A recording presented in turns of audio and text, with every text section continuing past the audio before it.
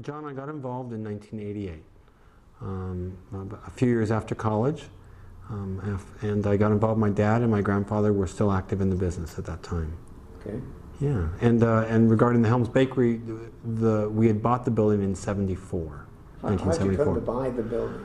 Actually, Dad and Grandpa brokered the building in 1972, sold it to a private investor, made a few leases, put the antique guild in here, Don Guild, and within the first 6 months or a year, the owner just didn't want the building, didn't get it, felt that it wasn't the right thing, and my grandfather, being a responsible businessman, felt the obligation to buy it back and make good on the investment. So changed our business from a brokerage company into a little bit more property management.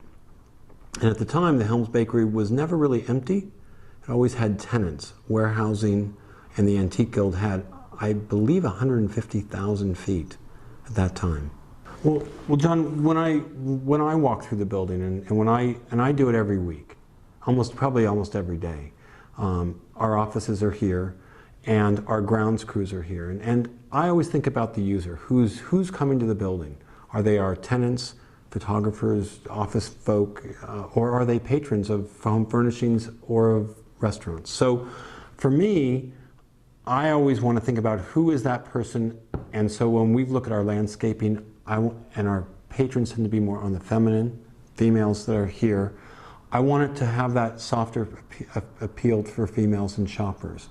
So we use roses, and we use a lot of succulents to also show that we're forward thinking about less water dependent plants, and I think they work well with the type of buildings that we have, sort of a timeless building. So describe the character of the buildings, and what do you personally find beautiful about them?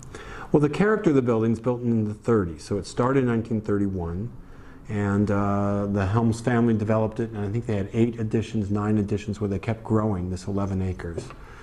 You know, it's a streamlined modern. I mean, if you're going to define it as anything of the day, the Art Deco. But for us, what I love about it is the very masculine, very linear relationship it has to Venice Boulevard, which is a state highway, but a very wide highway. It used to have a rail line. The red car went down it, and today the islands are there that separate it. But it's a very wide street, very fast traveling street. And I enjoy the masculine side of this building. It's still a one-story building, but it's a tall one-story. The cadence of the pilasters, the repetitive nature of the industrial windows, I think lends itself to just a handsome building.